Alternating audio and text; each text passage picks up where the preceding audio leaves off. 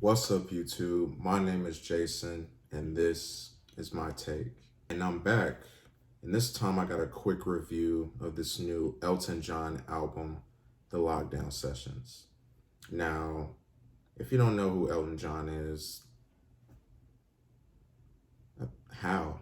But the the legendary pianist and singer is back with another album, but this one's a little different. This one is a collaboration that sees Elton John teaming up with heavy hitters in the industry on 16 tracks that, as you can see, was going on during the pandemic, which we're still a part of. But I thought this was a really dope idea. But going into this project, though, I was a little nervous because seeing these collaborations and these big name artists, I was wondering, would this be a pop record that, had many radio hits that sounded good, but in the grand scheme of things weren't doing too much. It was a big grand project that wasn't doing a lot. But Sir Elton John, I apologize. I don't know why I would ever doubt you, the legend that you are, because this is a dope project, a very refreshing project, might I say, because I don't know, just knowing, seeing the cover of Elton John with the mask and the title of Lockdown Sessions, like this project felt good in such a difficult and hard period of time during this pandemic. So just listening to this the multiple times I did, it just felt good. Like I was just forgetting about everything else that's going on. I just wanted to talk about some tracks that really stuck out to me.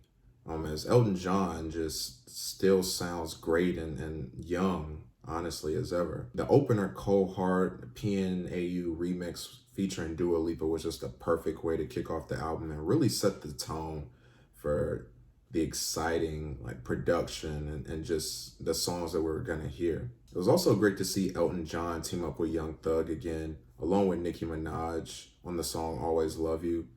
Elton John and Young Thug collaborated before. I believe it was on his On the Run EP a couple years ago. But Young Thug sounded great, rapping, of course. Nicki Minaj did a mixture of rapping and singing, which I haven't heard in a while, but it sounded really good. I think my favorite song might be Learn to Fly, that features amazing singing from Surfaces. I'm actually not familiar with these guys, but I'm definitely going to check their music out after hearing this song. Charlie Puth and Elton John sounded amazing on the song After All.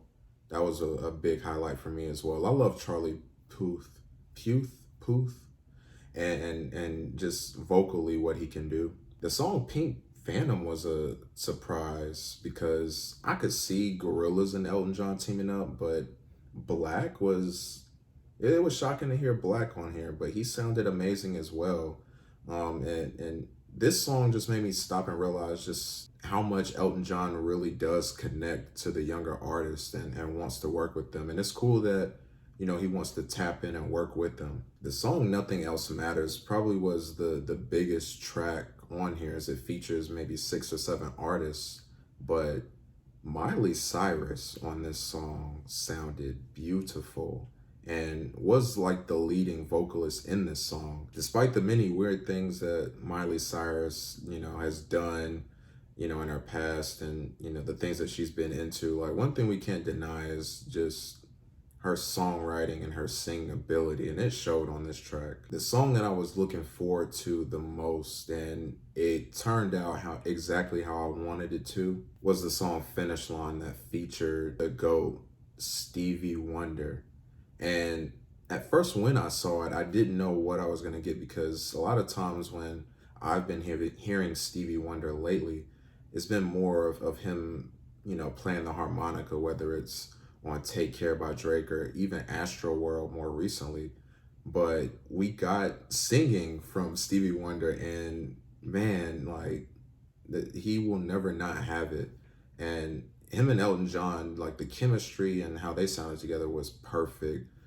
Probably the best song on the album, but man, that was a highlight. That probably the biggest highlight on the album. Now there were songs like Chosen Family or It's a Sin where I wasn't really moved, didn't do much for me personally, or even Beauty in the Bones featuring Jimmy Allen. But top to bottom, this is a very consistent listen, and You know, thematically, there wasn't really much going on, but just as a collection of tracks, Elton John really, did something I wasn't expecting. Just bringing in different artists from different genres of music and just creating and making dope music during the pandemic. And it turned out to be an amazing project. And I'd be curious to see if Elton John does something like this in the future. I'm anticipating and I'm hoping that the pandemic doesn't last much longer.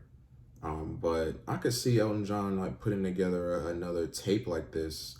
We've already seen that he collaborates with other artists like Lil Nas X and, like I mentioned before, Young Thug. So I'll be curious to see, what Elton John does next after this. But this is a very dope listen. I'm feeling a 7 out of 10 on it. So what did you guys think about this new Elton John album, The Lockdown Sessions? Did you love it? Did you hate it? What were your favorite tracks? Let's have a discussion down in the comments. Thank you guys so much for watching. Got another video coming for you guys. Please like and subscribe to the channel. I'm Jason. This has been my take. And I'll see you next time.